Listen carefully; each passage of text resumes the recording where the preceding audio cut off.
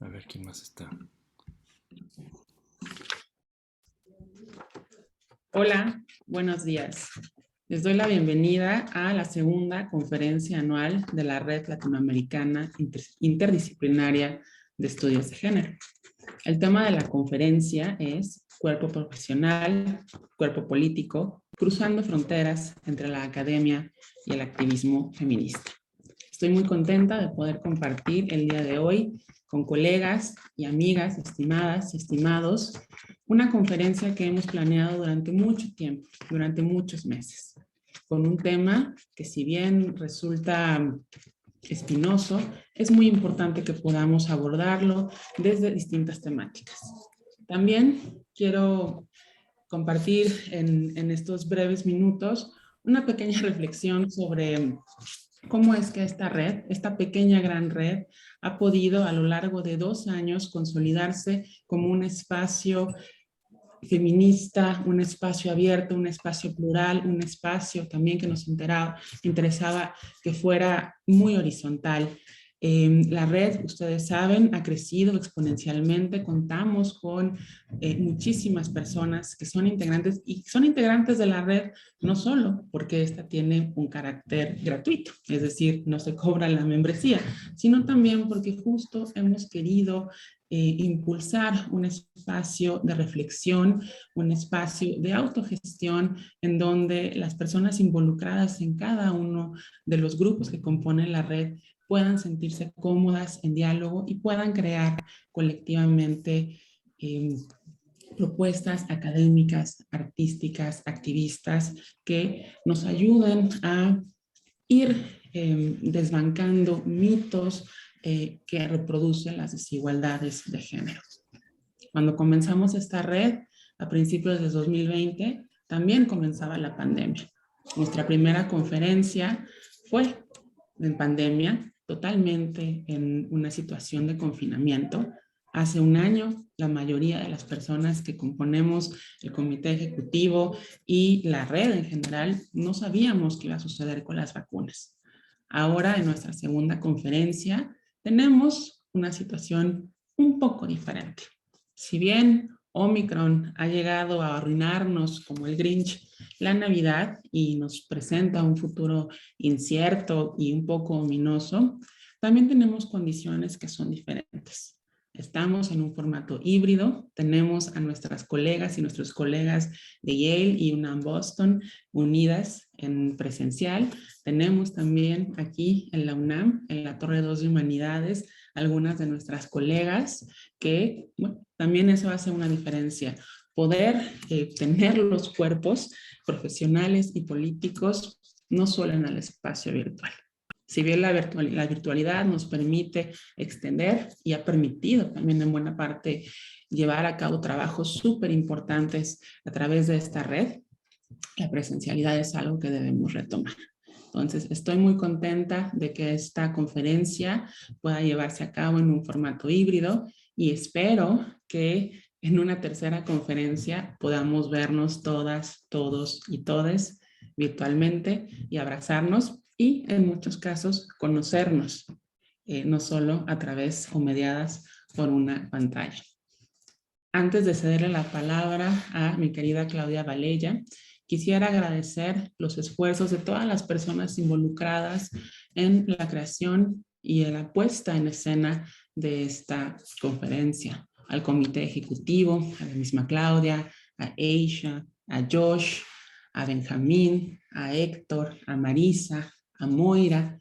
Gracias por todo su trabajo, su empeño. Su trabajo siempre me inspira y me encanta tener nuestras conversaciones que son todo menos ejecutivas. También quiero agradecer a los equipos de logística, tanto de Yale como de UNAM Boston y del CIEG, por todo su trabajo y su compromiso. Estas personas han hecho que nuestra conectividad durante la pandemia sea mucho más fácil. Y ahora se supone que yo tenía que hablar 15 minutos y podría hacerlo, estoy muy tentada, pero creo que es más importante que escuchemos a Claudia y posteriormente a nuestra conferencista magistral.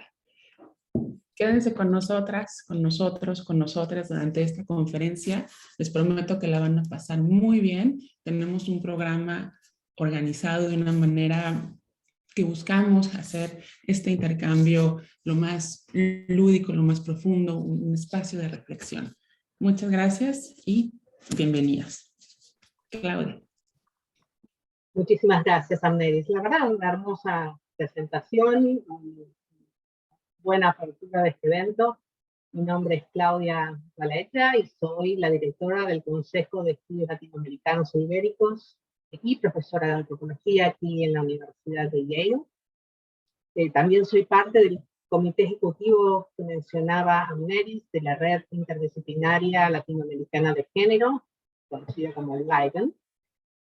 Como señaló Amneris, LIGAN es una red virtual donde estamos trabajando organizados en 6 grupos de trabajo interdisciplinarios, coordinados por nuestro consejo aquí en Yale y el Centro de Investigaciones y Estudios de Género de la UNAM, de la Universidad Nacional de México.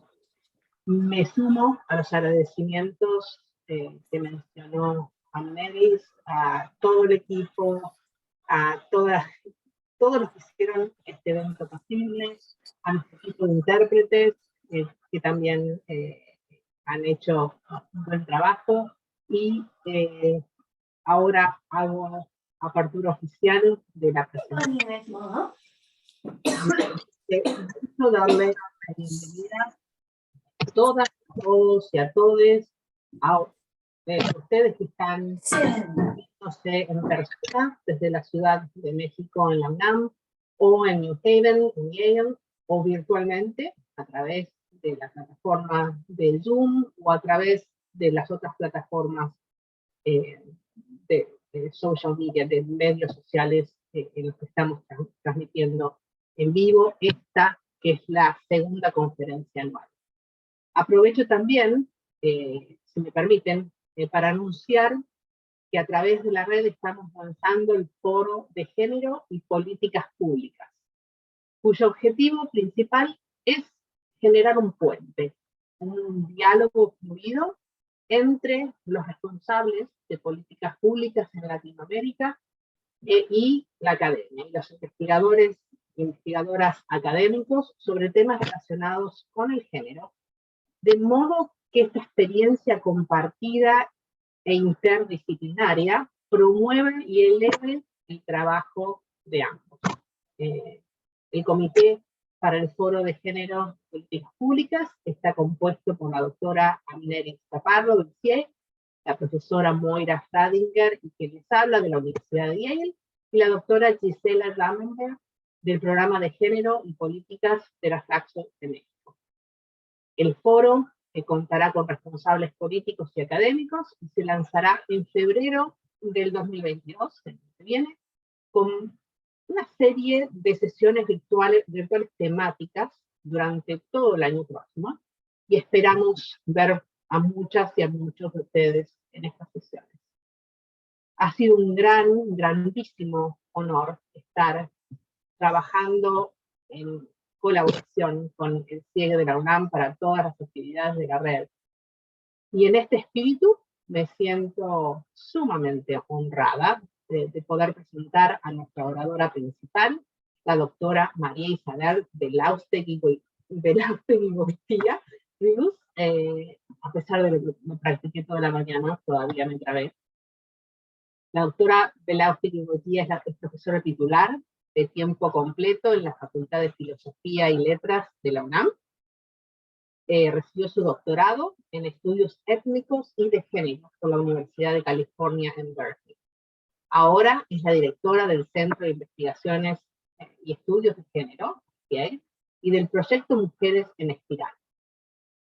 Sistema de Justicia, Perspectiva de Género y Pedagogías en Resistencia de la UNAM, una propuesta en favor de mujeres en reclusión. Su trabajo analiza las relaciones entre el género, la raza, la sexualidad y la cultura en Latinoamérica.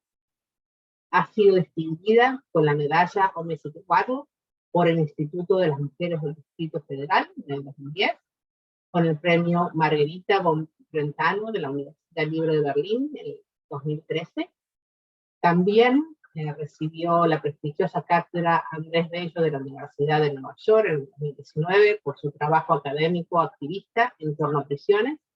Y este año obtuvo 2 distinciones más, como si fuera poco, la cátedra Trigger Wolf de la profesora visitante del Departamento de Literatura Latinoamericana de la Universidad Northwestern en Illinois, y el George and Eleanor Woodyard Lecture en la Universidad de Kansas. Realmente me da mucha emoción presentarla a Marisa en este momento y le cedo la palabra y prepárense porque va a ser seguramente un ejemplar. Marisa. Muchas gracias, Claudia. Gracias, Amneris. Bueno, agradecer también y de nueva cuenta porque no puedo dejar de mencionarlo, mucho a Claudia, que le ha dado muchísima pasión y muchísima reflexión y muchísimo tiempo a esto, a Josh Mentaco, también a Benjamín Juárez, que es nuestro homólogo en Boston, de la UNAM, a Héctor Zavala, a Aisha Neupane, que gracias a ella hemos podido tener un concierto y una conversación. Aisha, muchísimas gracias. A Moy, mi queridísima Moy Fradinger, con las ideas que se le desbordan y se le salen así por la ventanita del Zoom, y a Amneris Chaparro, que es la secretaria académica del CIEC y que ha sido muy importante en este esfuerzo.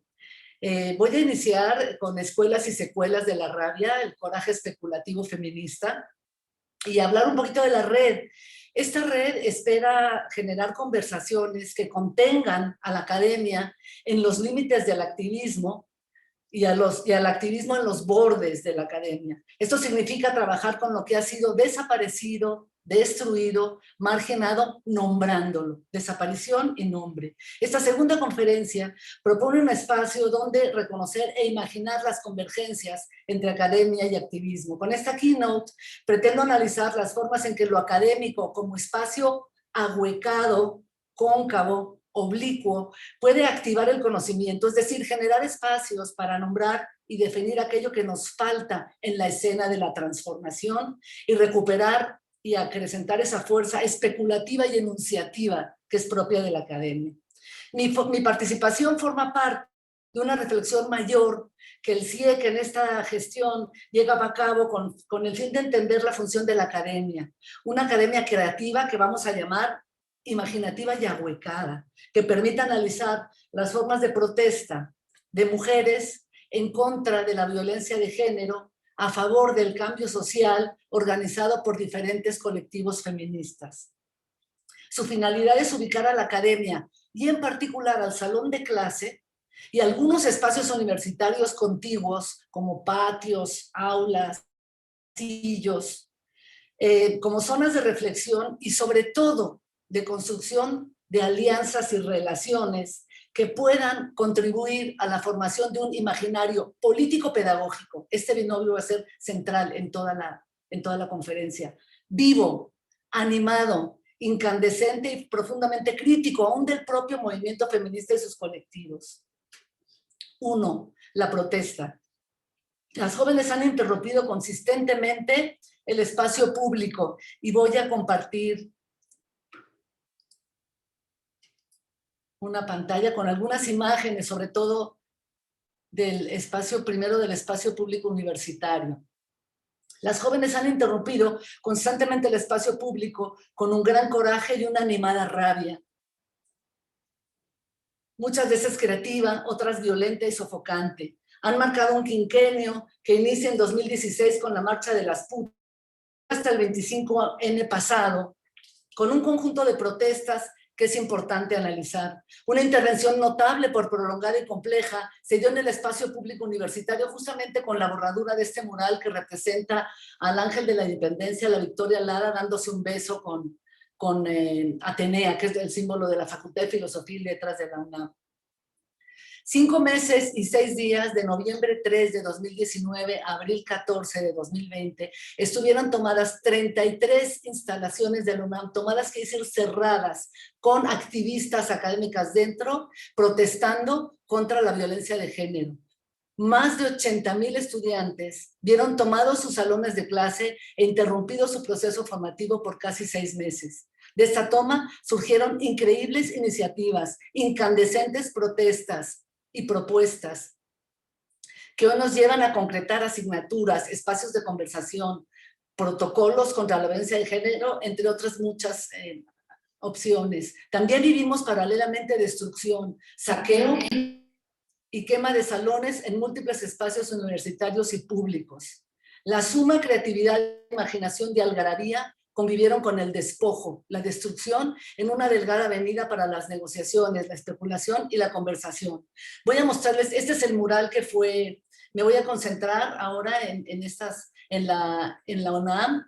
El beso, borraron el mural, las autoridades querían como limpieza, higiene y bonitas paredes blancas y borraron el mural con el beso y lo entendieron como un acto lesbofóbico y a los días cadena separatista de besos. Hicieron toda un llamado al beso y bueno, esto es, procura ser respetuosa y al final de lo que sale de aquí no es un beso apasionado, pero sale un acto de cercanía y de besarse. Aquí están algunos de los murales y algunas de las celebraciones y de las intervenciones enunciativas, reflexivas, explosivas, aquí con drones, reflejaron en el Zócalo los nombres de las mujeres asesinadas en feminicidios. Aquí tomaron la Comisión Nacional de Derechos Humanos y estos cuadros son cuadros del siglo XIX, completamente evaluables y parte de la memoria histórica del capital histórico nacional. Los pusieron para abajo y los pintaron. Después se vendieron en auctions muy, muy caros. Eso es interesante. No es motivo de la conferencia, pero es interesante. Aquí tenemos a integrantes del Bloque Negro y feministas de colectivos. Y bueno, tenemos a Madero intervenido. Esto es parte del muro del último 8 de marzo, del muro que rodeó el Palacio Nacional. El Panteón Vertical, le llamamos. Y esto fue lo último, quitaron la glorieta de Colón, ahí en Reforma, y pusieron esta chica, esta niña con el puño en alto. Esta es la parte de la otra parte, ¿no? La parte donde hay violencia y hay rabia que también quiero mostrar. Aquí esto fue el 17 de agosto de 2019. Se difunde una noticia de una joven de 17 años que caminaba en la madrugada por las calles de Azcapotzalco, o sea, la misma colonia donde Cristina Rivera Garza va a los ministerios públicos en su increíble novela El Invencible Verano de Liliana y intenta rearmar las huellas, seguir las huellas jurídicas y emocionales del feminicidio de su hermana. Este es Azcapotzalco.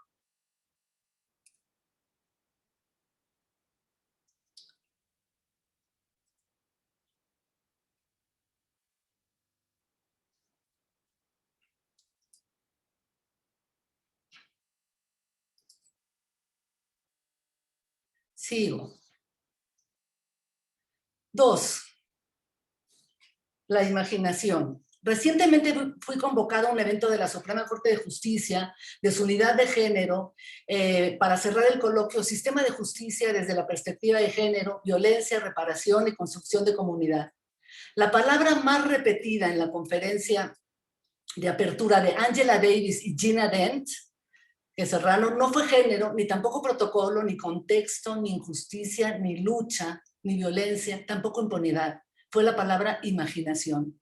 En otro evento, hace un par de semanas, el coloquio grrr, género, rabia, rima, ruido y responsabilidad, fueron la imaginación y la fabulación, el desarrollo de convergencias y conversaciones entre activismo y academia, entre protesta y reflexión, los temas centrales. La imaginación radical, según Castrollavis, favorece una reflexión cóncava que devuelve en una capacidad especular de reflexión oblicua huellas de lo ausente, de lo que no es posible ver o no está para ser visto, pero cuya presencia se anuncia, se hace perceptible. La imaginación no construye fantasías, es una forma de pensar la realidad. Representa como speculum, especular, speculum, un espejo, un reflejo real y complejo de imágenes que avanzan lo que somos y queremos ser, abre al mundo. Gloria Anzaldúa propone una capacidad para identificar estas huellas, estas presencias de escenas ausentes, necesarias a la reflexión imaginativa, la facultad. La facultad es una conciencia aguda, filosa, que facilita un tipo de especulación y una categoría de la sensibilidad que percibe. El fondo mirando la superficie, el perfil mirando de frente. Es una habilidad metonímica que identifica la parte en el todo y ese segmento que falta a la escena del relato que compone la transformación. En otro tenor, la imaginación, agrega Butler, nos permite delinear lo impensable, lo que aún no podemos representar, pero que de alguna manera está presente aún invisible o imperceptible.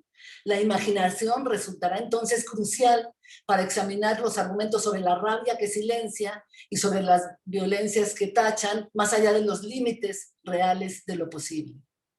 La necesidad de aparición de aquello que falta alienta a la escena de las interrelaciones, tanto en la política como en la pedagogía, en los aprendizajes críticos. La pedagogía como mecanismo de articulación, de definición, enunciación del ausente, y la política, interfase de las relaciones, se entrelazan para reforzar las capacidades de relacionar lo visible en el acto de la transformación y lo invisible, lo presente y lo ausente, de rastrear fondos en la superficie, márgenes en los centros y huellas de eso que aún no puede ser pensado, pero que sin duda ha dejado rastros que leer y descifrar. 3. La imaginación y el coraje especulativo feminista.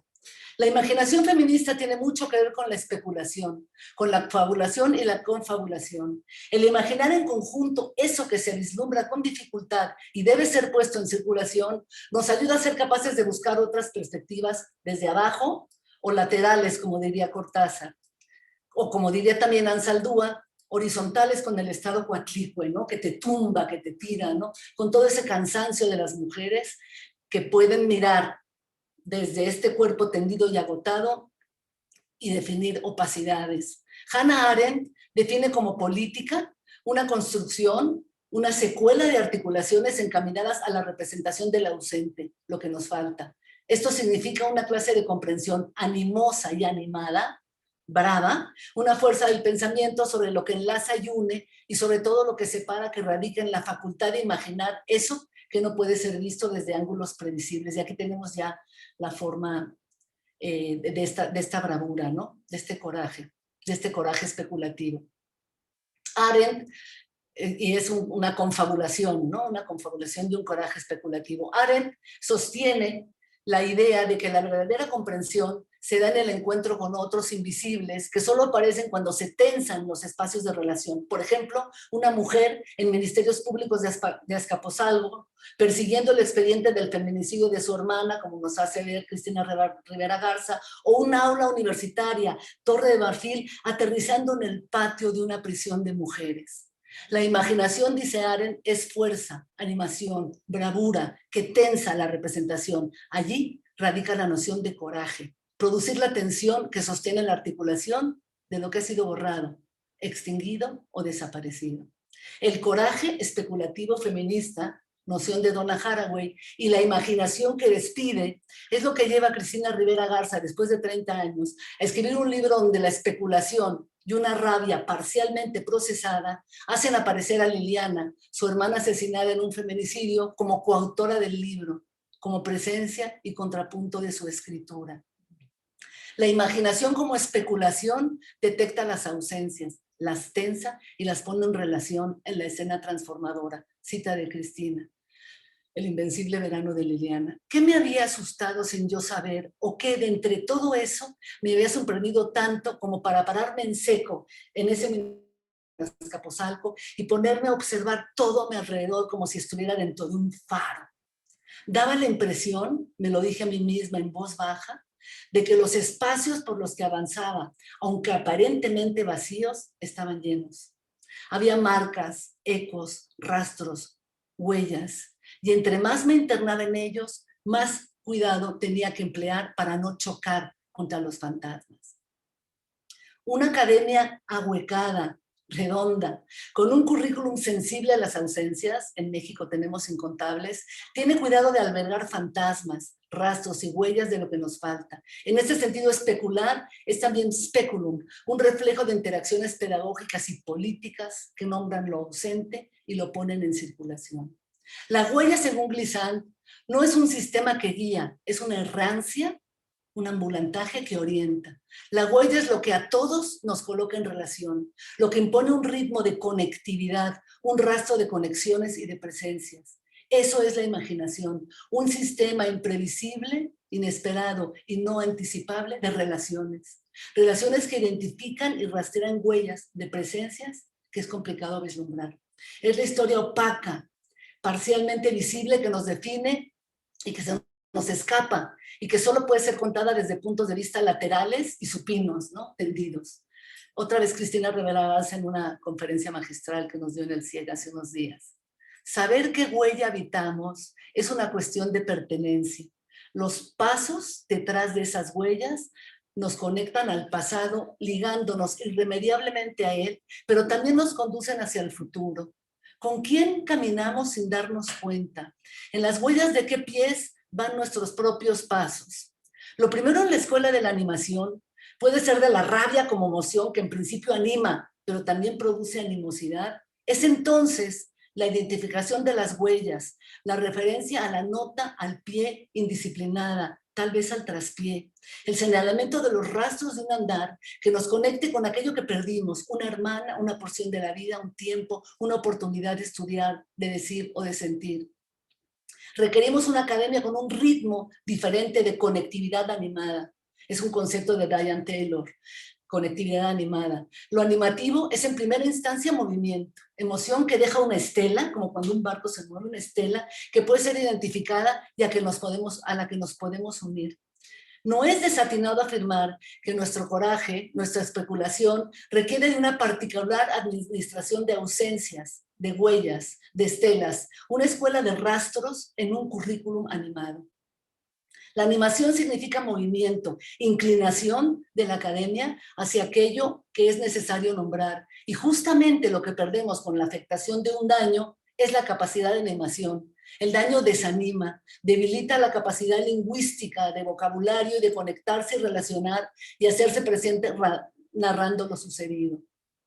Y así, bueno, llamar a la representación y tal vez a la condolencia, ¿no? Las protestas que las jóvenes han acelerado desde 2016 también dejan y siguen huellas que muchas veces no son notas al pie, sino al traspié. Contradicen cánones y desconocen genealogías. Dejan estelas que muchas veces no sabemos leer. Huellas que en una academia repleta de citas y llena, y repleta de citas a otros pies, nos es imposible descifrar. Otras veces sus huellas, las de las chicas que protestan, se borran con el humo del fuego y lastiman vínculos con los filos de los cristales rotos. ¿Qué tipo de estelas dejan sus traspiés en la academia, sus juegos, sus fuegos y esos filos? Huella, especie de hueco, vacío que sitúa, dirige los pasos, forma opacada y delicada del aprendizaje. Las huellas pueden borrarse y ocultarse, que aunque frágil, perdura y no invita solo a sutilezas. La pisada puede ser palpitante, trémula o tremebunda, volcánica o amorosa, dice Rivera Garza. ¿Qué tipo de llamados a la acción hacen las huellas de las jóvenes? ¿Qué dejan ver y con quién se vinculan? ¿Cuándo dejan huellas y siguen rastros que permiten las alianzas y así fomentan políticas y pedagogías de la vida y el cambio? ¿Y cuándo sofocan y devastan? Eso es hacer política, un ejercicio de configuraciones y confabulaciones, de voces y huellas, un fabular las alianzas para vislumbrar los cambios entre fuego y golpe, entre puño y letra, entre ritmo y rabia, lo que las tragedias de las mujeres rotas cantan con tanta dificultad y tanta animación. Suceder a la rabia, intercambiar animosidad por animación, significa proponer el tránsito de tantas huellas por nuestros espacios, nuestras aulas, nuestros pasillos, calentar las torres de marfil. Están muy frías las aulas y estamos muy lejos. Proponemos una escuela que contenga la rabia y sus secuelas como quien sostiene, alberga, acoge experiencias, objetos y emociones, contener como resguardar, como cuidado, como una forma del rastreo de las huellas de tanto andar. Las secuelas de la rabia, lejos de la animosidad y del lado de la animación, de la conectividad, son como estelas de luz que generan constelaciones que unen estos puntos fugaces y contribuyen a evitar la tragedia. La tragedia es la ira y la furia sin escuela. Significa la ruptura de vínculos. No hay huellas que seguir ni receptáculos de relaciones, solo fuego. Audre Lorde. Mi ira y tus miedos concomitantes son estallidos de luz, estelas luminosas, birds of light, de las que podemos valernos para orientarnos como quien descubre una constelación de puntos de luz al unirnos y vincularnos. Audre Lorde. La escuela que queremos construir es la de la rabia cantada, decantada, la que está en el tarareo y en el ritmo de los cuerpos, en la plaza, en la calle y también en el aula, que sigue otras huellas, notas al pie y al traspié, donde caben muchas pisadas y todo tipo de relaciones. Les voy a presentar ahora una asignatura de esta particular Escuela de la Rabia, de esta academia ahuecada, que favorece la conectividad y la constelación animada, es decir, una particular administración de huellas de aquello que nos falta, en un ejercicio que hicimos en Santa Marta, Catitla, con mujeres presas y el proyecto Mujeres en Espiral, Sistema de Justicia, Perspectiva de Género y Pedagogías en Resistencia. Quiero presentarles un fragmento de un trabajo centrado en este tipo de imaginación, un trabajo que impone hacer aparecer lo ausente en una combinación animada de pedagogía y política. Esto es el coraje especulativo feminista. Quiero que quede muy claro en esta presentación. Este trabajo representa el deambular de una errancia del aula académica que aterriza en un espacio imprevisto, en un mal lugar, como quien busca un expediente de un feminicidio en un monasterio público de Azcapotzalco. Aterriza en la cárcel. Propone imaginar alianzas para producir apariciones justo de esas que nos faltan. Las dos operaciones en cuestión las veremos muy claramente funcional. Relacionamos estudiantes, activistas, artistas y personal académico con mujeres presas, que son las mujeres ausentes, probablemente las más ausentes, para pensar en la Escuela de la Rabia y en este proceso importante imaginativo que necesitamos acoger en la academia. Dividiré el ejercicio llevado a cabo por el proyecto Mujeres en Espiral con las mujeres presas en dos partes. El de las huellas y el de los contenedores de huellas. Y me voy a tomar un momento nada más para poner mi otro PowerPoint. Ay, no está. Perdón.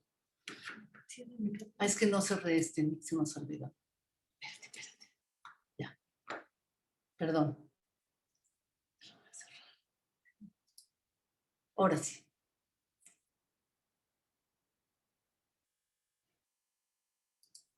Ya debe estar, ¿no?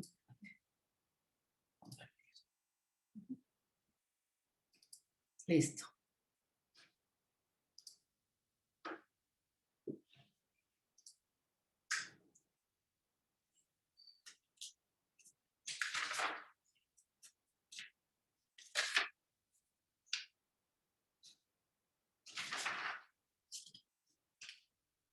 A ver, espera, ¿dónde está?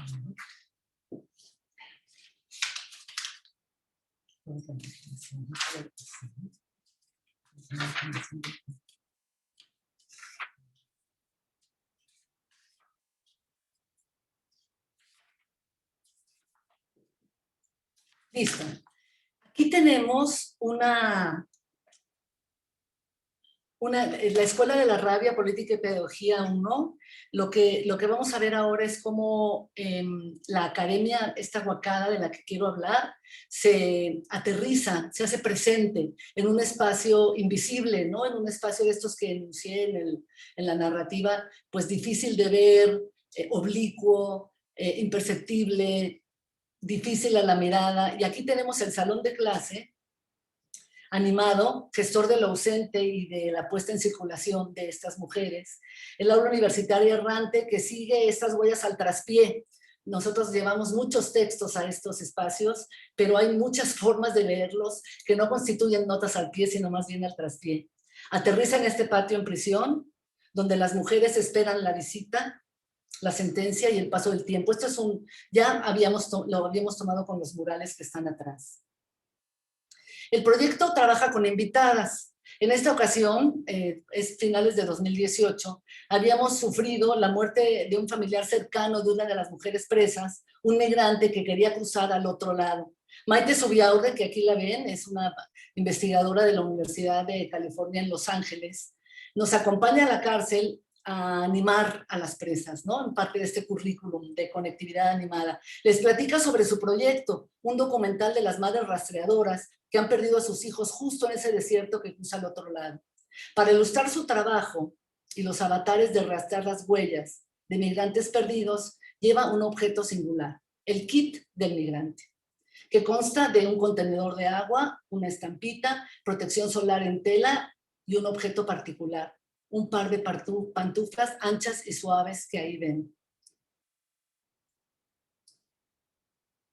Maite explica que las llevan los migrantes para no dejar huella y evitar ser encontrados por la migra.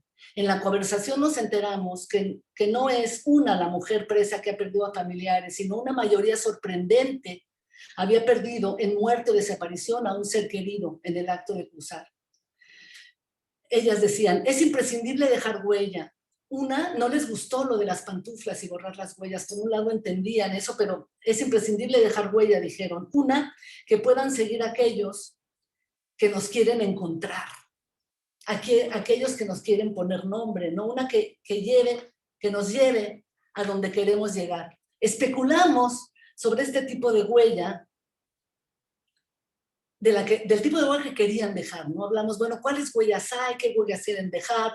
Las que eran imprescindibles para ser seguidas o imprescindibles de ser borradas. Las huellas que las llevaron a prisión y las que no siguieron y hubieran debido hacerlo.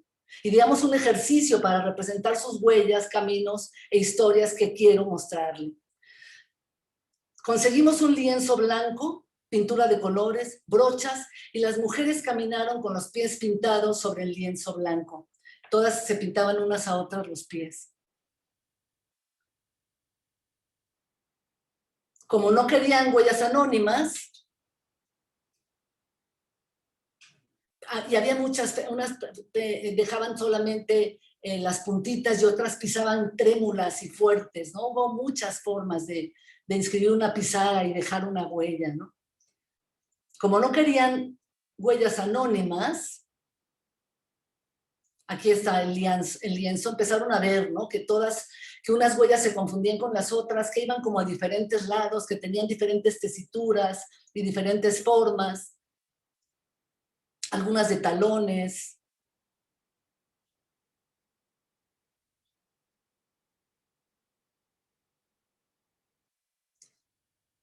Como no querían huellas anónimas, escribieron sus nombres en ellas.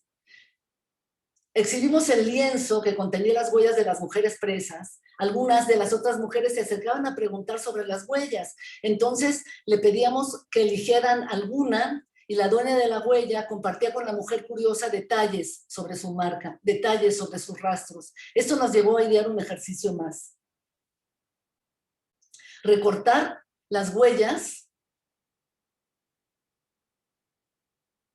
e intercambiarlas con historias o detalles de por medio. Especulamos sobre las huellas, los rastros de sus vidas, los caminos que lamentablemente siguieron, muchas como obedientes mujeres de familia involucradas con la delincuencia, marcas de sus familiares, sobre todo de sus esposos o hermanos.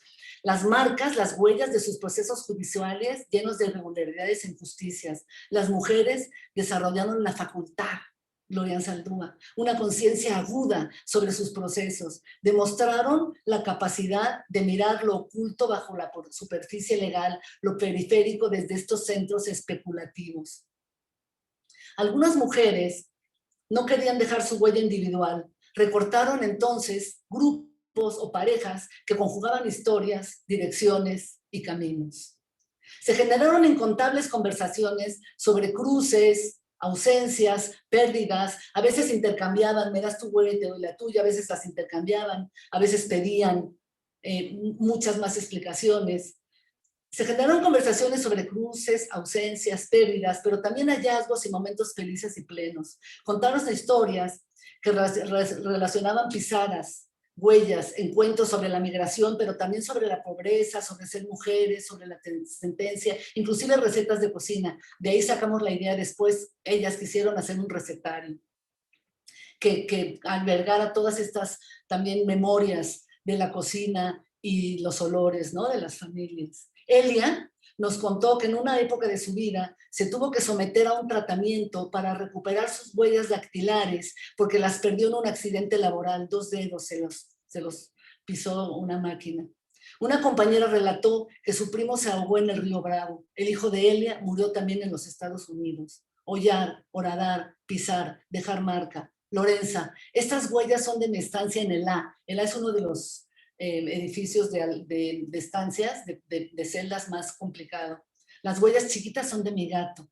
Mis huellas son en forma de ave. Dejamos huellas en las paredes, los murales. Las plantas de los pies, plantarse, erguirse. Edith. En la Escuela de la Rabia decantada, destaca la errancia del salón de clase, los desplazamientos y relaciones inesperadas, las estelas y los rastros que el movimiento animado de una academia hueca ambulante en prisión de universidad son capaces de producir.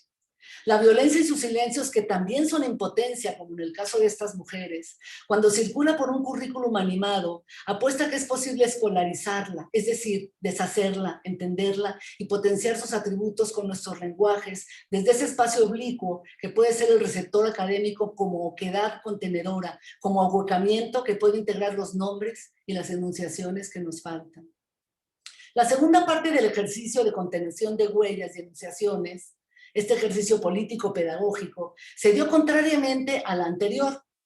Este se dio al responder a una petición cotidiana y utilitaria de las mujeres presas en la sesión que después nos reunimos una vez a la semana, todo el día, los lunes. Querían hacer bolsas que guardaran sus pertenencias. Trabajamos siempre con las solicitudes de las mujeres, ¿no? Las mujeres presas salen todas las mañanas de su celda con una bolsa que contiene todo lo valioso que guardan en sus celdas. La posibilidad que roben sus estancias hace que carguen con ellas todo lo que poseen y aprecian. Las bolsas entonces guardan objetos que las mujeres estiman y necesitan. Las bolsas fabulan sus historias, contienen sus objetos. Propusieron embellecer las bolsas que contienen sus pertenencias más significativas y para ello sugirieron, ya que cargan con todo lo que les es valioso, coser las huellas como las trayectorias de sus compañeras y de ellas mismas en lo que contiene sus experiencias, que son las bolsas. Cosieron las bolsas en la tela que Maite le regaló esas bolsas y con ellas, pues, a partir de este ejercicio, fabularon también sus historias de integración, seguían con muchas conversaciones a partir de las huellas, ¿no? Y ahora con las puntadas, ¿no? Ya hay puntada de cruz, puntada salteada, entonces las puntadas también eran un recurso enunciativo, un recurso de especulación. Propusieron embellecer las bolsas que contienen sus pertenencias con sus huellas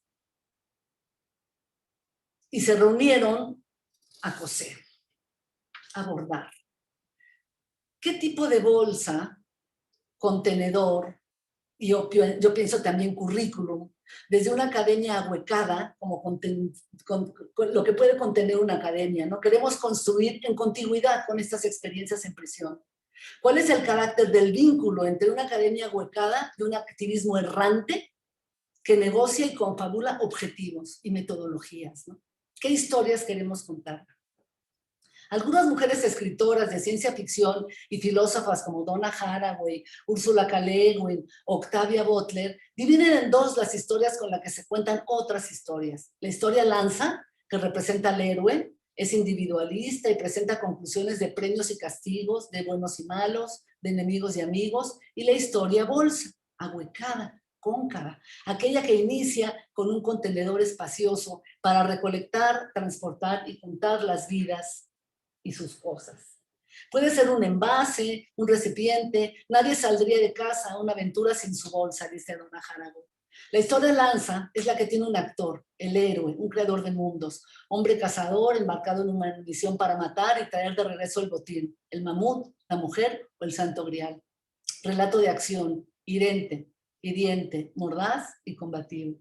Cuando regresaban los cazadores a casa, sudorosos y cansados, con los colmillos y la carne del jabalí, del mamut, ¿cómo creen que eran sus historias? ¿Quién clavó la lanza? ¿Cómo inmovilizaron al dinosaurio? ¿Y cuánto costó terminar de matarlo? ¿Quién salió herido y quién ideó la estrategia para hacerlo pedazos, para hacerlo sucumbir? Terminar con la narración es el cometido, darle fin a la bestia y con ello el relato.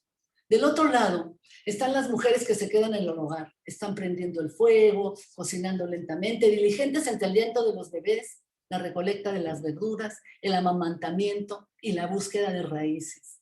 Sacan las semillas de la bolsa, salen a buscar alimento, cargan al bebé, lo alimentan, conversan, bordan, eligen hilos de colores. Cada sesión era mayor el color y necesarias más chaquiras, más semilla, más diamantina, decorar las huellas con reflejos brillosos y mucha luminosidad. Así avanzaban también los relatos y las interrelaciones de relatos, y esta vez se unieron los objetos que cargaban, ¿sí? Nos sacaban los de la bolsa y contaban, ¿no? Este es mi expediente, esta es la foto de mi hijo con fotos que no se permiten en la cárcel y un montón de objetos. ¿Cómo contar esa historia donde no hay mamuts ni hachazos? ¿Cómo entran de repente en el cuento la leche, un pote, una botella, una bolsa, un expediente para una mujer que escasamente lee? Los estudiantes de la Escuela de la Rabia, que representa lo perdido, lo ausente, dan cuenta del contenido de su bolsa, ponen en relación sus relatos, narran, representan, relatan, nombran lo que había sido sustraído a la palabra. Y antes de terminar, quiero ver si voy a poder pasarles un pequeño video de Lorenza cuando relata lo que le permitió las huellas y la bolsa, los ejercicios de las huellas y la bolsa.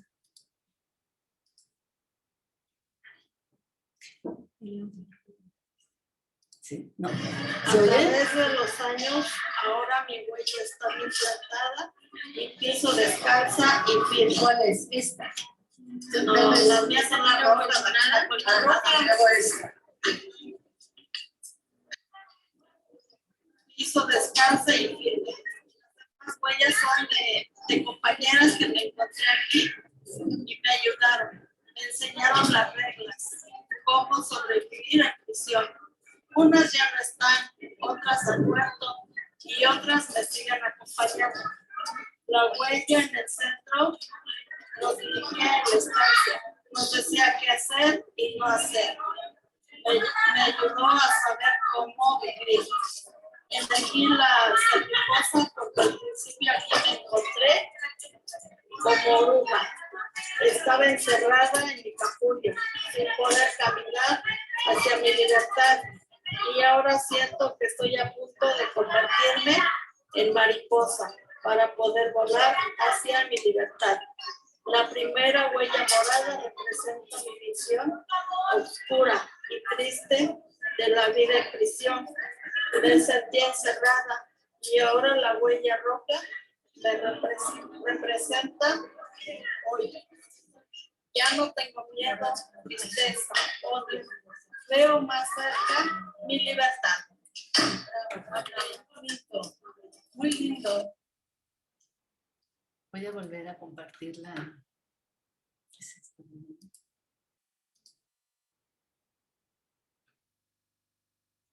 ¿Por qué no bajan?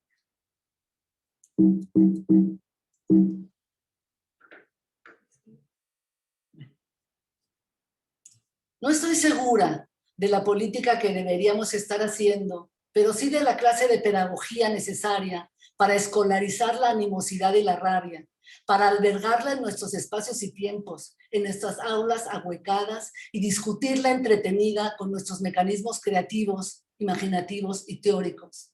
Es imprescindible desmenuzar la violencia que envuelve la política y acercarla a esta academia ahuecada y oblicua. Requerimos, y en ello trabajamos, una escuela de la rabia que albergue y aliente prácticas deliberativas, especulativas, un currículum animado de nuevas relaciones entre feministas, estudiantes, activistas, académicas y artistas, es sin duda una alternativa. Gracias.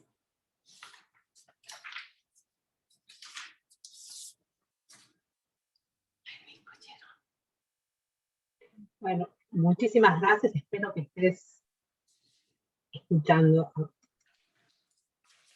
espero que estés escuchando el aplauso generalizado.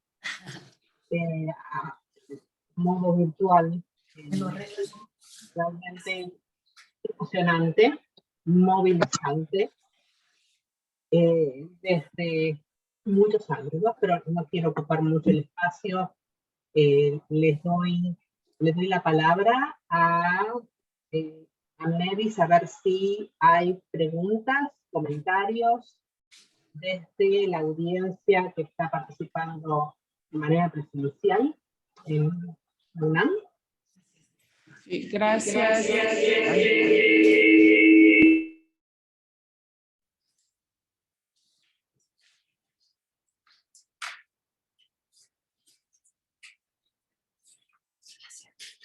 Me parece que estamos con algunas dificultades de sonido.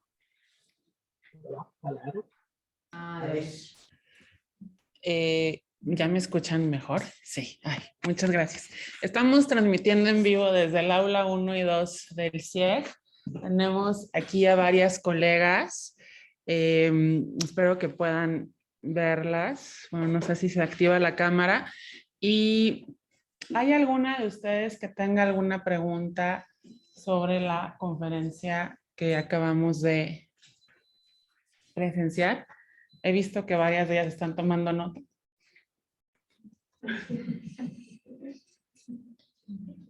Giselle.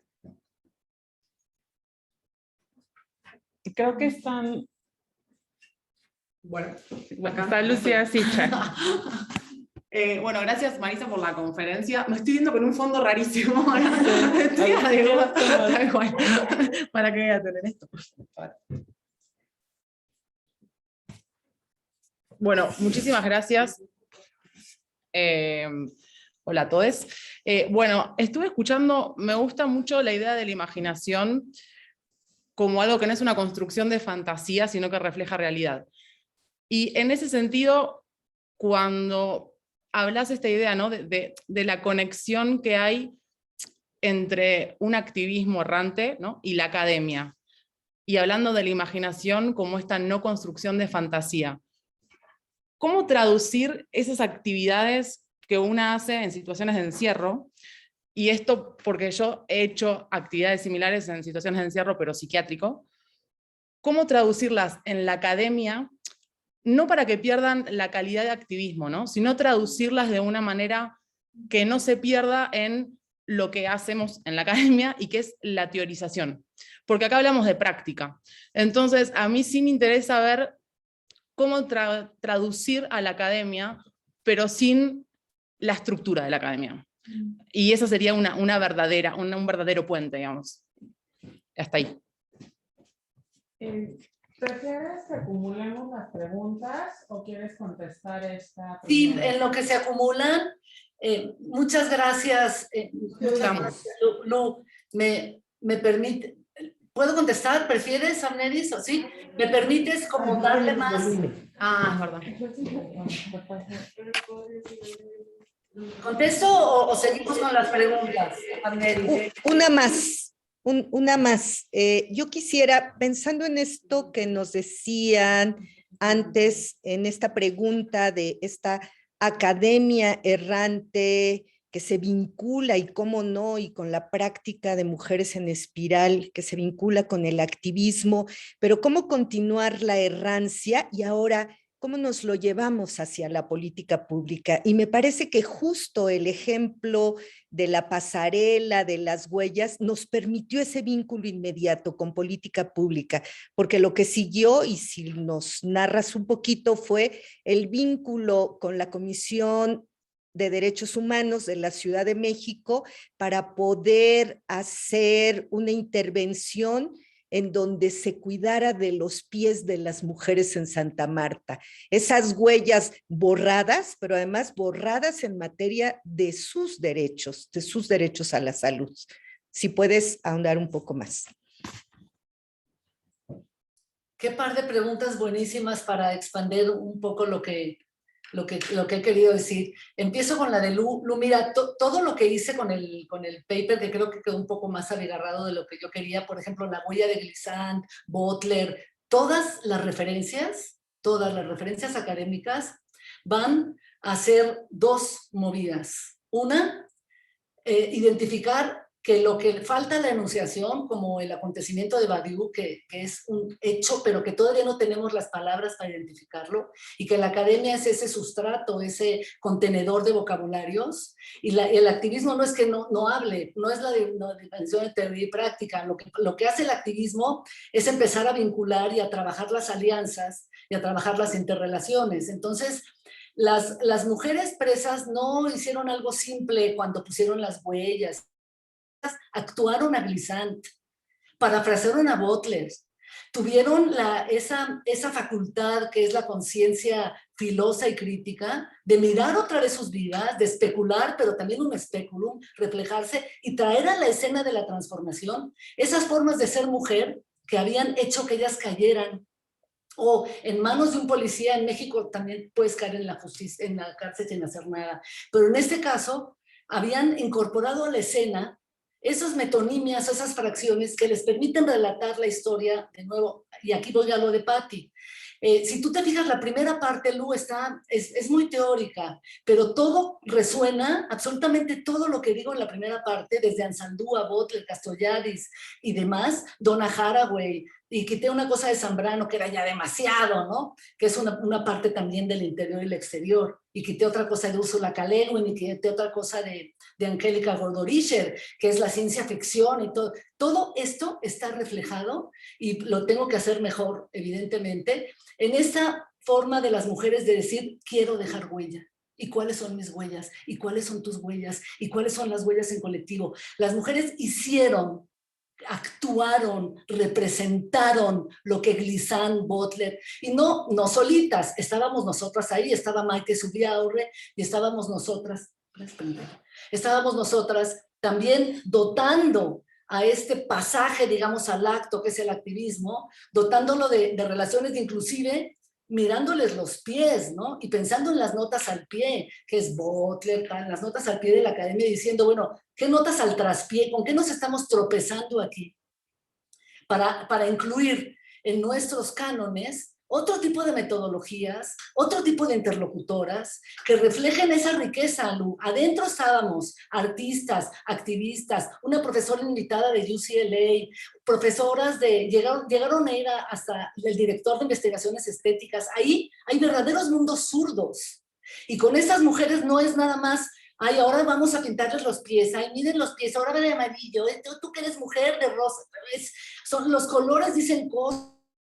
La fuerza y la tremulación, el vigor de la pisada habla de la forma de la huella y de lo que les pasó. O sea, es una reflexión, hicimos una reflexión absolutamente teórica y depurada. Nada más que, claro, no les dimos a leer a Butler, no leímos cosas de ciencia ficción, leímos cuentos, leímos mucha literatura, pero sí, las chicas en las aulas que vienen, porque están en las aulas, y 2 horas, 3 horas al día, los lunes, aterrizamos ahí. Las chicas sí leen a Butler y hay una forma de parafrasear a Butler. No están tan lejos de Butler. Claro, no van a leer y para qué, ¿no? Las vidas invivibles o como sea que se llame su texto. Y tampoco a Donna Haraway, pero sí van a leer algunos de los cuentos. Por ejemplo, si van a leer a Angélica Gordorischer o a Demián, que habla sobre este jardín de las muertas, que es un cuento de ciencia ficción sobre las mujeres desaparecidas. Entonces, a tu pregunta, ¿cómo traducir? Así, llevando, ¿cómo traducir? Es al psiquiátrico, llevas al artista, al activista, a la otra. Y con la mujer presa, ya vieron cómo lee Lorenza, balbucea. Lorenza aprendió a acabar de leer en prisión. Y en su bolsa llevaba el expediente de lo que la acusaron, que parece que fue una rencilla de barrio. ¿Qué fue lo de Lorenza? La acusaron de secuestro a Lorenza, y está un expediente así y lo carga porque no puede ser que se lo roben, y lo saca y balbuceando, relee su expediente, Lu, relee el expediente y analiza las huellas jurídicas que la llevaron ahí y su implicación con la familia que le invitó. y que no que le invitó, que le dijo, oye, vele a dar de comer y a lavar la ropa del secuestro y por favor háblale al señor porque está muy nervioso y no queremos que le pase algo. Entonces, ellas forman parte de este tipo de acto, pero también en el relato que se hace de su participación faltan muchas piezas. Hay que crear esta metáfora con el conjunto, digamos, de piececitas que se dejan fuera, incluirla, y la bolsa es divina para ello y la huella también. Y están Glissant y todos estos para las chicas, pero también las resonancias de estos juegan en su pisada y juegan en su dicho. No puede ser que ellas den la pisada y el acto y nosotras la teoría. Es que ahí se juega una teoría narrativa. Por eso la academia ahuecada, donde quepan este tipo de maniobras, ¿no? Y ahí me sigo con lo que pregunta Patti, que sabe muy bien porque Patti lleva toda la parte pedagógica de esto. O sea, a Patricia hay que preguntarle mucho también sobre estas pedagogías que hemos construido juntas. Miramos los pies de las mujeres, miramos su pisada y también vimos muchos problemas ya físicos, ¿no?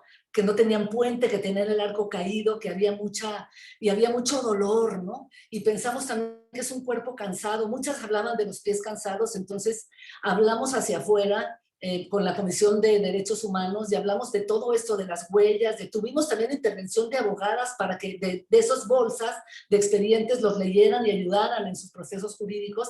Y otra intervención más que fue pedicurista, una intervención de pedagogía pedicurista, y logramos que algunos médicos pedicuristas entraran y analizaran la pisada y les hicieran pedicure y demás. Y bueno, pasaron muchas cosas ahí.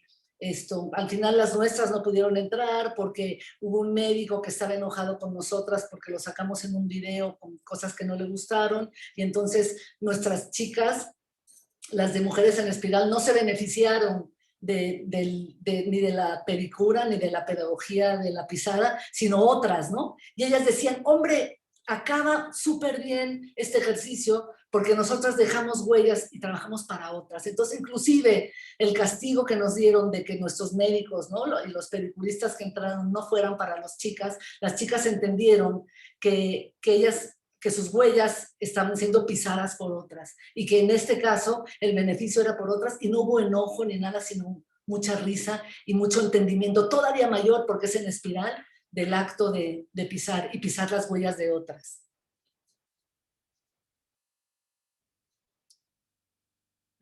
¿Me escuchás, Marisa? Sí. Sí, claro. ¿Sí se escucha? Sí. Bárbaro. No, voy a volver a lo que respondiste porque estoy súper de acuerdo con... Es que no quise decir que no hay contenido justo en la práctica, porque de hecho yo soy fan de poner el cuerpo para corporizar justamente lo que si no pensamos que es la herencia cartesiana, ¿no? La teoría que nace de una mente interna individual. Y a mí lo que me inquieta, y con la academia quería decir eso, es cómo traducirlo en práctica pedagógica, para romper con esta idea de tengo que aprender sentada, digamos, ¿no? Que me depositen información y olvidarnos del cuerpo. Porque para mí tiene un capital, o sea, emocional, intelectual, ¿no? Sin disociar este tipo de prácticas en estos lugares de encierro, que tenemos que aprender y reapropiarnos en la academia. Entonces es, justamente, en vez de enseñar a Baudelaire leyendo el libro de Baudelaire, cómo desde la creatividad y la imaginación traducirlo en una práctica que la vivenciemos, porque es la mejor manera de aprenderlo, ¿no? En este sentido le preguntaba. Y a mí eso me hace mucho ruido, estas estrategias, para pensar en una educación popular desde la epistemología feminista, que para mí no falta, básicamente. Y entonces estas prácticas son un potencial para eso, para traducirlas en la pedagogía en la universidad. Claro, gracias Lu, es el viaje de regreso, ¿no? O sea, está la academia que aterriza en el patio de la prisión y luego esa aula que viaja al aula universitaria. ¿Y cómo inscribe ahí? Desde luego, las chicas que han sido formadas, por eso que ya es un proyecto de 15 años, son decenas y probablemente llegan a muchas, hasta centenas. No me quiero ver, pero sí son muchos años y muchos servicios sociales. La academia Lu está muy llena, ¿no? Y necesitamos ahuecarla. Por eso estamos hablando de un currículum animativo. ¿sí? Estamos hablando de una escuela de la RADIA y estamos hablando de una conectividad anímica y de constelaciones. La pregunta es cómo se llevan estas experiencias a esta academia tan llena y tan de nota al pie y fincamos la nota al traspié, por ejemplo, los tiempos que necesitas para estar en la cárcel. Tú tomas asignaturas de 2 horas a la semana o de 3. Esta es una asignatura de 10 horas a la semana. Son 2 horas que tardas en llegar, a veces más, hay 5 o 6 horas ahí y la vuelta que puede ser. Entonces la academia ahuecada, con conectividad animada, especuladora, tiene que, y de hecho lo hace Lu, o sea, la UNAM ha acogido este proyecto. Y ahorita el CIEC tiene este proyecto. Entonces, invitadísima Lu, a que hagamos esta traducción. Nos falta mucho. La inversión que nosotras tenemos para digamos, aterrizar y ahuecar también la prisión. Imagínate el currículum de la prisión, lo que hace la academia y la universidad en la prisión, en la cárcel, y lo que hace la cárcel en la academia. Es esa, gracias por apuntarlo. Apuntar eso, Lu, a la vuelta, y cómo conmueve y reestructura y revoluciona a la academia y su currículum lleno y estructurado este tipo de... Eso es lo que es el CIEC, lo que queremos hacer. Queremos justo eso, Lu, y muchas gracias por apuntarlo. Bueno, tenemos una pregunta más. Sí. Hola, muy buenos días. Marisa, muchas gracias por tu conferencia.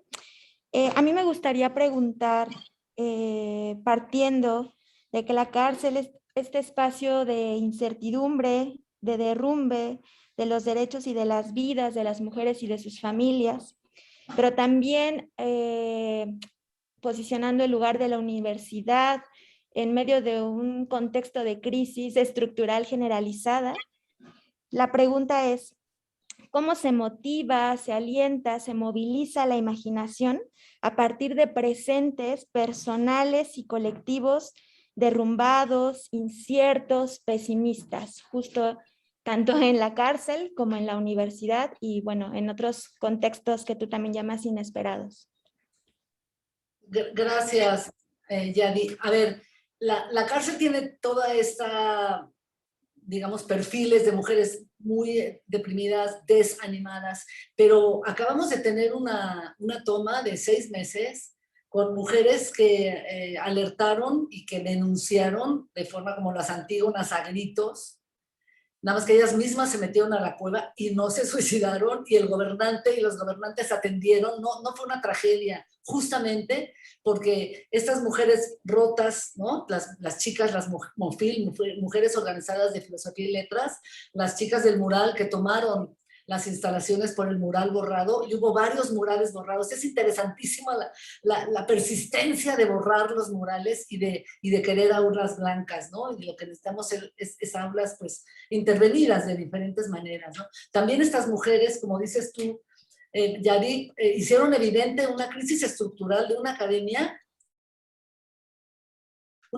que tiene que aprender a acompañar tantas familias de desaparecidos. Yo no digo que la UNAM se tenga que hacer cargo, de una universidad pública que hacer cargo de todo lo que sucede en el país, porque no nos daríamos abasto y no tendríamos ese tiempo de traducir, pero sí creo, y ahora lo hicimos, por ejemplo, el primer evento de la Facultad de Filosofía y Letras, bueno, el que cierra este semestre, fíjense lo que fue en el mural de Vanessa, Marcela Vanessa, que desapareció hace 2 años, parece que cerca de la cabeza de Juárez. Es una estudiante universitaria de la Facultad de Filosofía y Letras.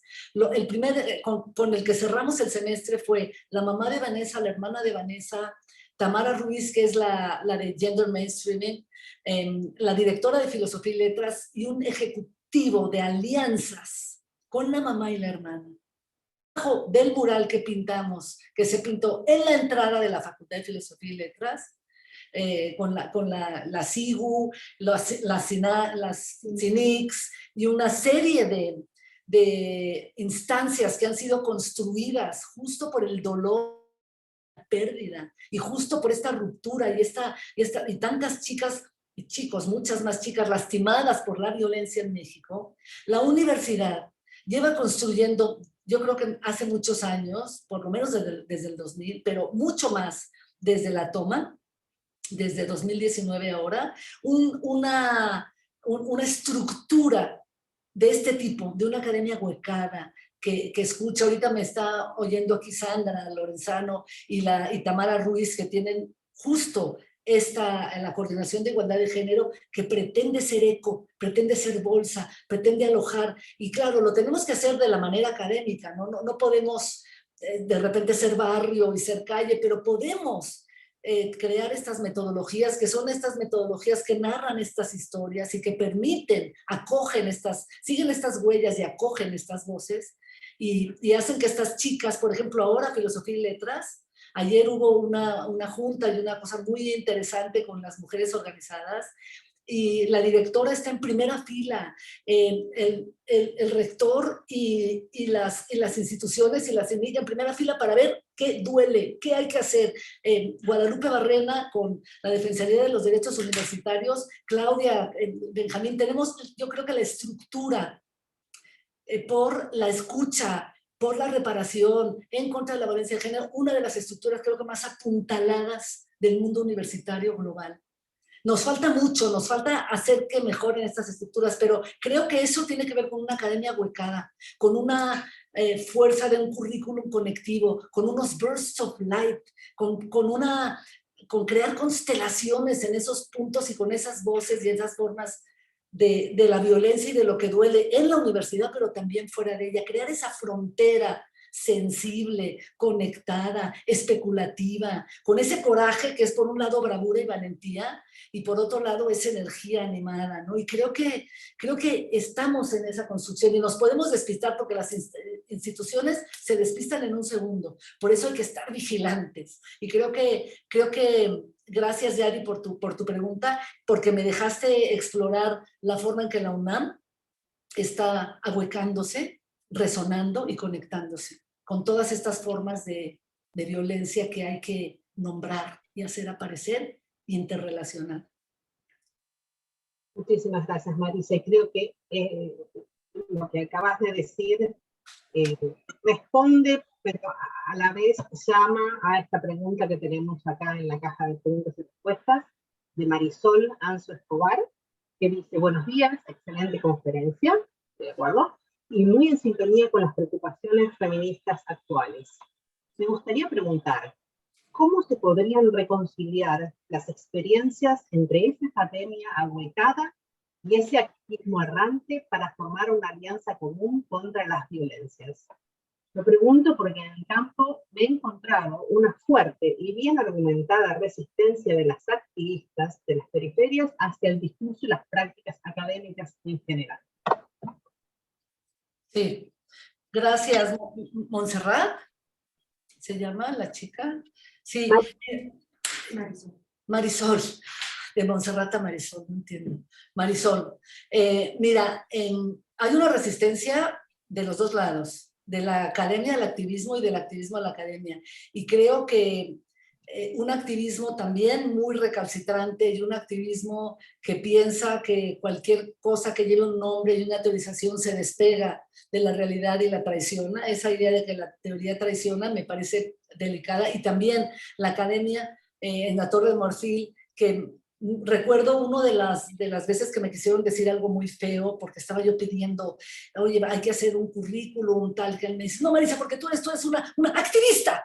Y me quería insultar, ¿no? Y yo dije, ay, qué notable, ¿no? Que sea un insulto ser activista y que te quite puntos ser activista, ¿no? Como si a mayor movimiento, menor sensatez y menor nota al pie, y, o sea, como si las notas al pie se hicieran como decantando una especie de pasividad y yo creo que las chicas, las activistas, a ver, Marisol, se formaron en los salones de clase. La mayoría de los colectivos que salen a tomar y que tienen estas ideas de los muros y demás, son chicas que han pasado por universidades. Y sobre todo la UAM, la UNAM, la UACM.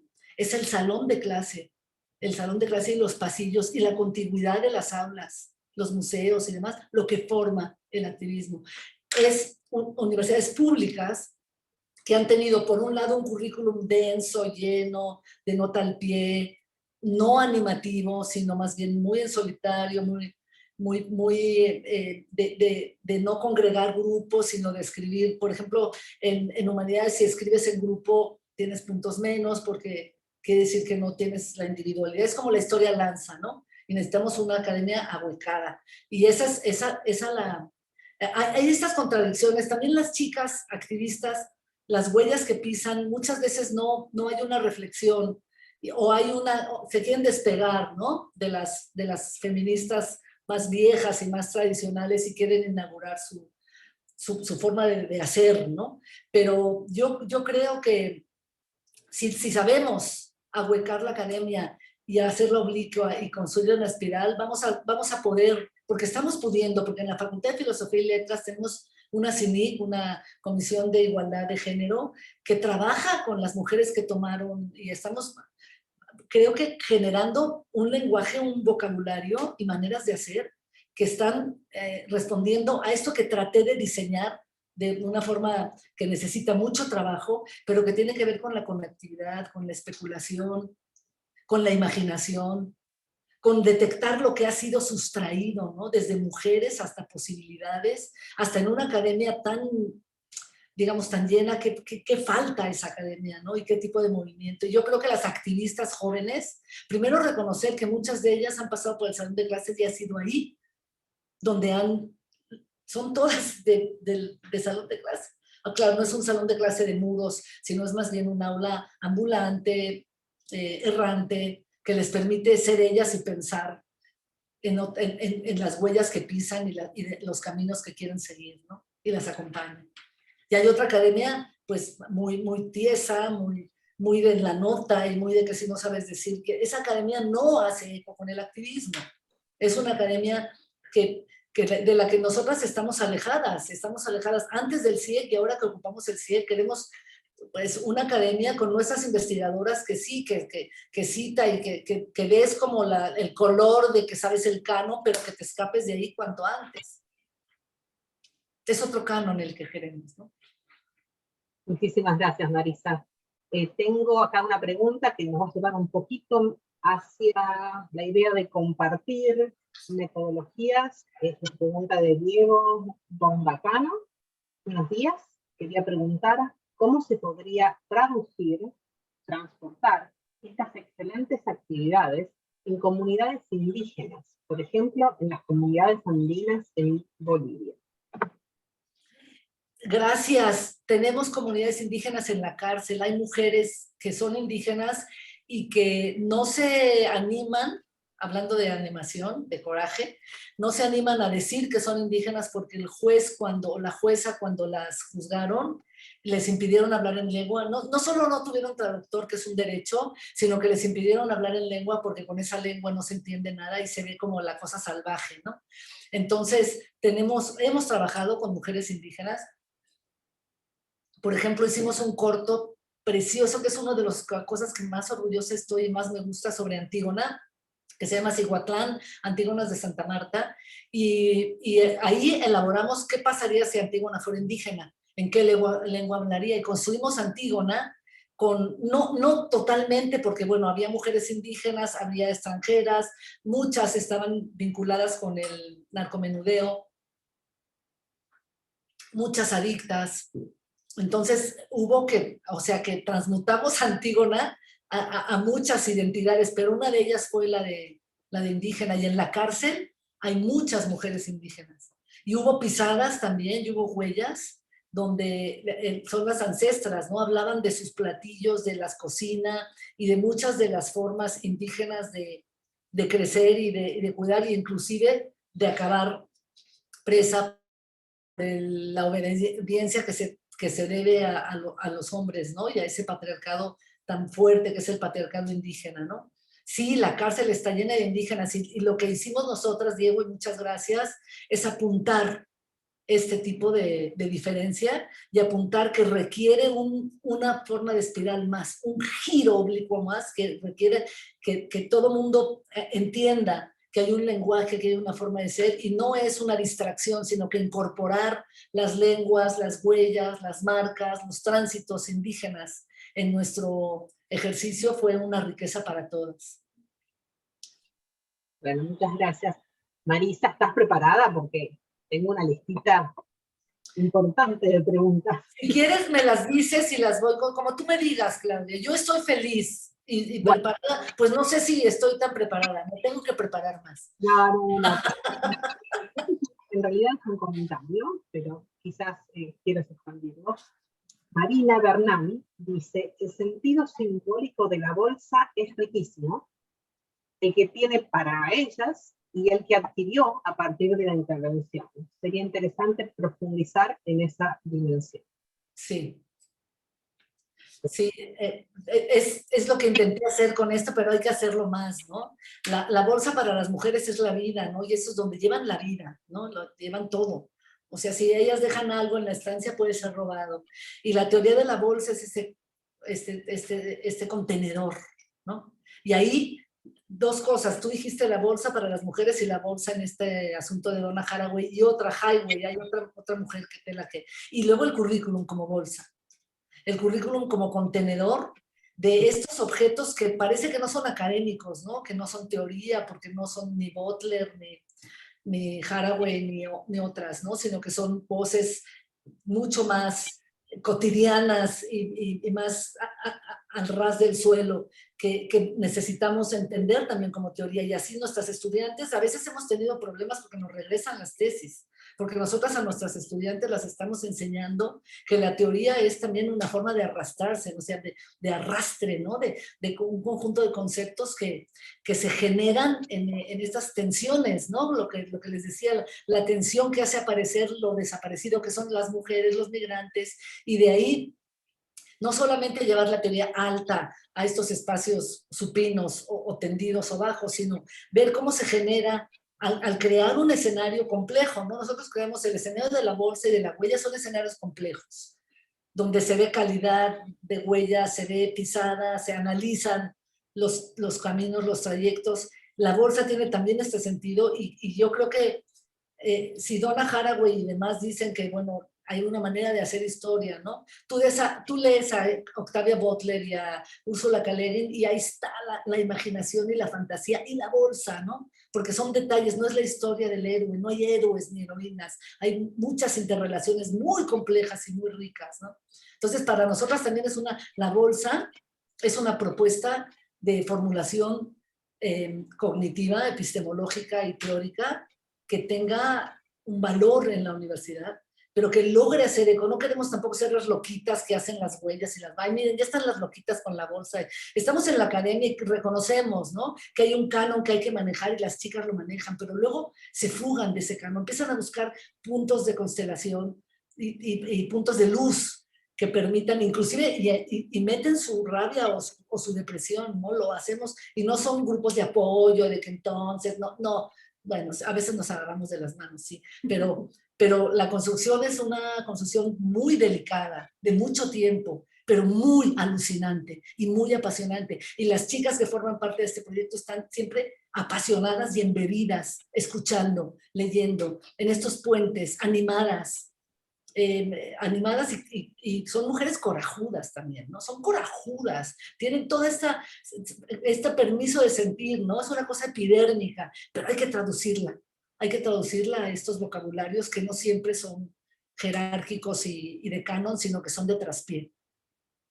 Muchas gracias. Yo, pequeño comentario al margen, cuando hablabas de las bolsas, mi imagen, la metáfora para mí, es bolsa como matriz. Sí, qué bonito. De gestación. Sí. Como que da vida, como que alberga un futuro. Bueno, sí, gracias. Desde luego el cuerpo, ¿no? Y es hueca, ¿no? Es hueca y alberga. Sí. Bueno, Daniel Lemos te pregunto lo siguiente.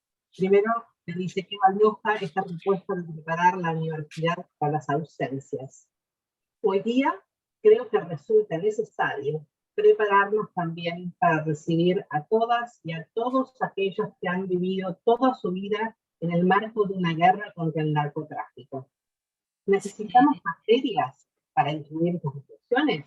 ¿O podemos crear dentro de la universidad espacios de reflexión que no sean per se académicos? A ver, qué bien, muchas gracias. La guerra contra el narcotráfico ha creado delitos y creado sujetos punibles y las mujeres han sido muy, muy lastimadas por esto. Inclusive hay un zoológico, ¿no? Son mulas, son búhos, son camellos.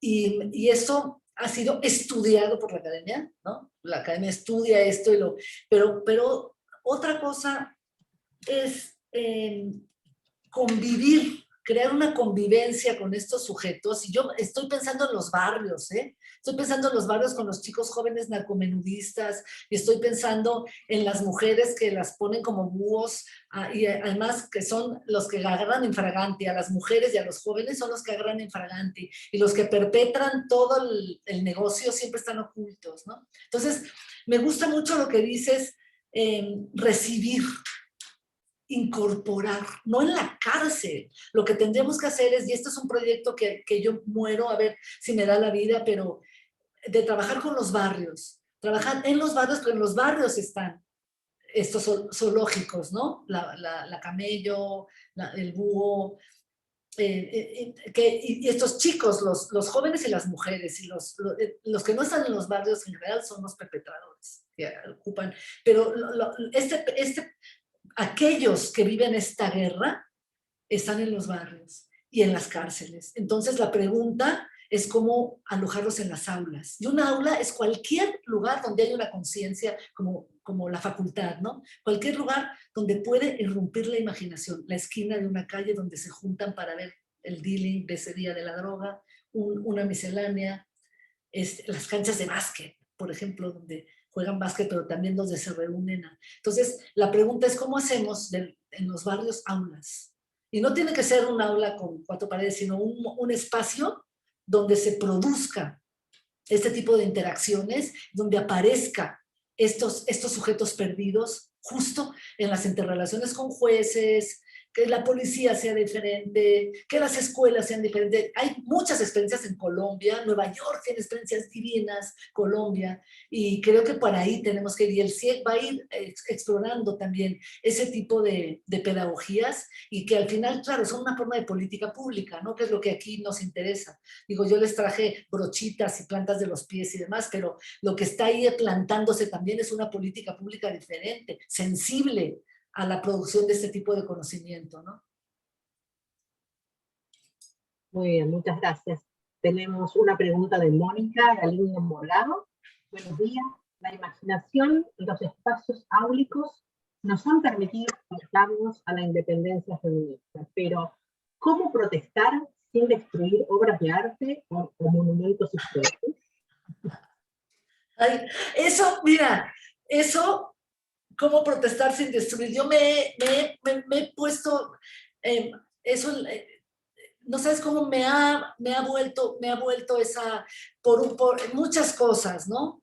La protesta de las mujeres organizadas de la Facultad de Filosofía y Letras de 5 meses, creó, o sea, lanzó, y nosotras o sea, ellas lanzaron y nosotras tomamos el llamado. No hicimos como Creonte que las encierra en una cueva.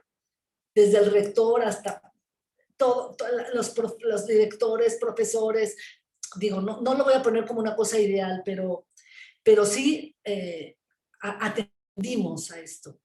Y entendimos que hay esta rabia, por eso la escuela de la rabia, hay una rabia increíble en la impotencia, en que se resuelve 0.1 y se denuncia 1% de los feminicidios y de los golpes a las mujeres y a los hombres no se denuncia. Hay una rabia flotante, ¿no? Hablando de ambulancias, la rabia que deambula y la rabia errante que enseguida se concentra y pega, yo creo que hay que desarticularla. Y esta propuesta de la pregunta es cómo hacer pasar esta rabia ambulante condensada que está ahí, ¡fum!, y se concentra en las protestas. Por ejemplo, el bloque negro, el final, las chicas hacen el panteón vertical, toman la diamantina, toman el ángel y al final están así, se abren viene el bloque negro, ellas abren, el bloque negro entra con ellas, haciéndoles escolta, y el bloque negro entra y quema los rostros de las policías, los cuerpos de las policías, fractura sus rodillas.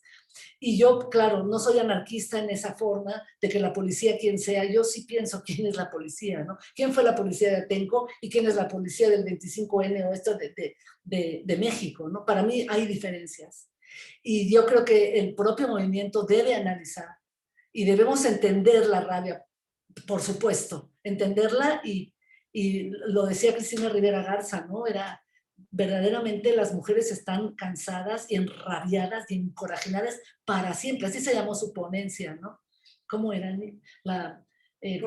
Por siempre enrabiadas, como que no va a ser posible que a mí se me pase esta rabia por todas las muertes y esa violencia obsesiva y monumental hacia las mujeres y los jóvenes, ¿no?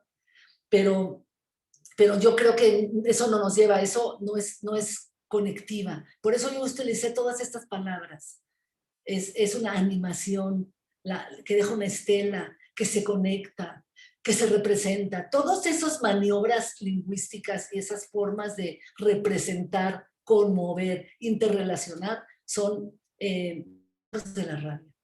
Y creo que hay que manejarla y creo que no hay que darle, a muchas colegas feministas acogen mucho esas formas de la violencia y yo las entiendo, pero siempre que me preguntan digo, no, así no, por ahí no es. La entiendo y muy seguramente si me matan a un ser querido así, agarraría el bat, pero por eso los cirujanos no operan los cuerpos de las, o sea, agarraría el bat, pero muchas mujeres, las rastreadoras que estudian Maite Sugarri, muchas no agarran el bat, agarran la pala y agarran otra cosa y se conectan y hay, creo que hay otra forma y debe haber otra forma de entender. Y el bloque negro hay que ver de qué forma ese bloque negro se convierte, no sé, en un punto también de constelación. Es un bloque que aparece, raja y quema los rostros de las policías, hace daño y se retira. Y las mujeres de los colectivos les preguntas y dicen, ¿y el bloque negro?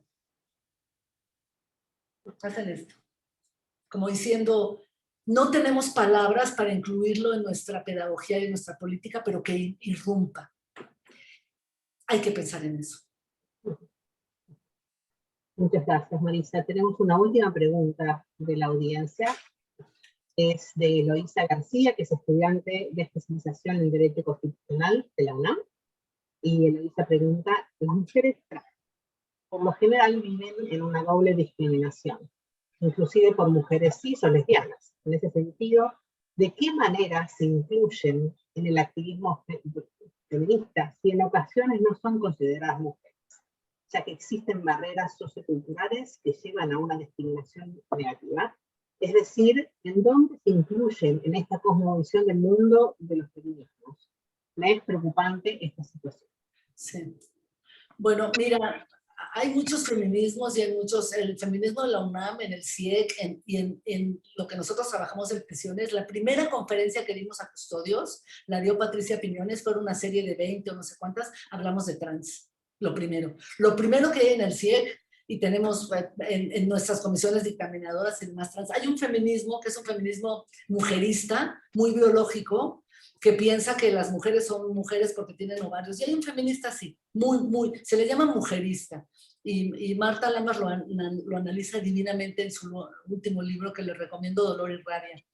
El feminismo mujerista le va a ser muy difícil salirse de que las mujeres son estos sujetos a punto de ser violados y los hombres los violadores, ¿no? Y organizan todo, inclusive la trata, la pornografía, todas las mujeres son tratadas y tratables y no hay ninguna mujer que decida que quiere dedicarse a ser trabajadora sexual, ni tampoco una mujer que decida transitar a ser hombre, porque las mujeres son mujeres. Eso, mira, es un feminismo que creo que tiene una buena representación, pero hay otro muy potente que no tiene eso en absoluto, que siente que las identidades son flexibles, no binarias, y está trabajando mucho y mucha responsabilidad con lo trans. Y ahí nos suscribimos en el CIEC y creo que en muchas partes de la UNAM.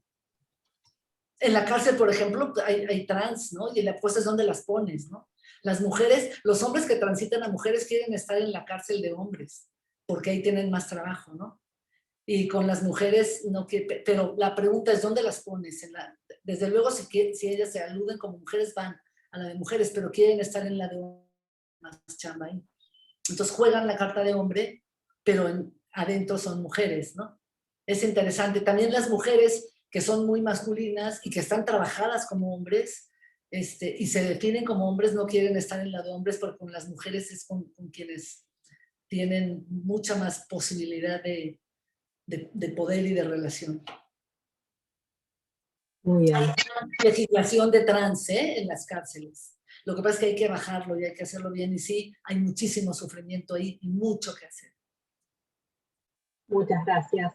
Y creo que tenemos una pregunta interesante de Benjamín. Benjamín, ¿estarías listo para preguntarla? Gracias, Claudia. Y bueno, felicidades. Me sumo a todas y todos los elogios que has recibido, Marisa. Y escuchándote y escuchando algunas de las preguntas, me recuerda las lecturas sobre performance de Víctor Turner y esta idea de la liminalidad, es decir, de esos territorios, tú hablabas de frontera, que no son ni un espacio ni otro, que tienen una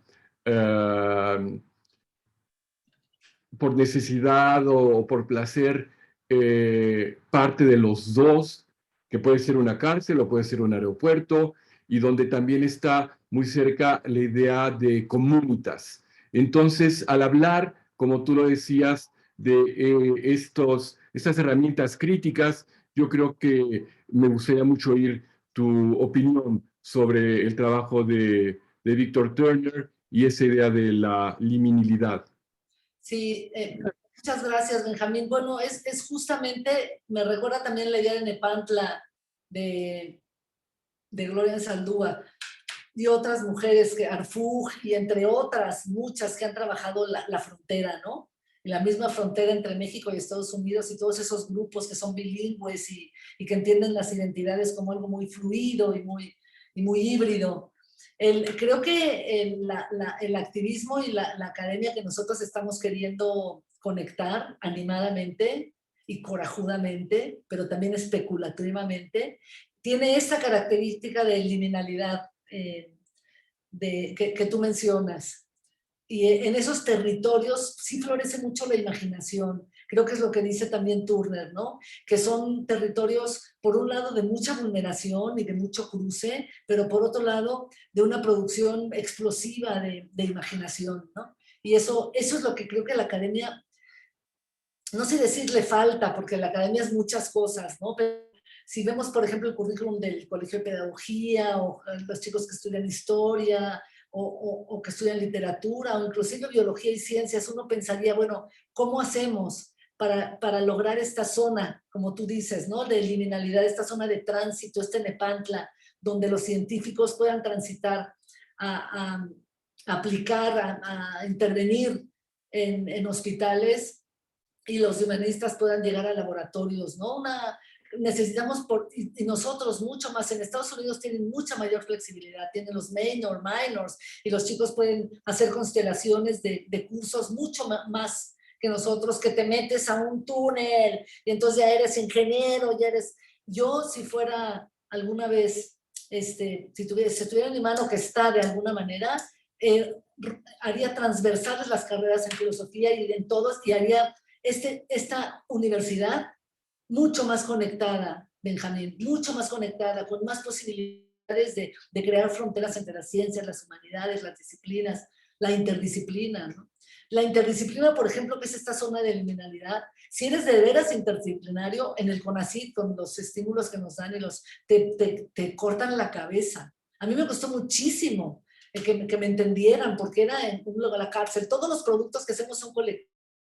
El video, todo esto, cuando yo reporto, el 70% de las cosas que hago son en colectivo y con mujeres presas. Y esos no me los contaban.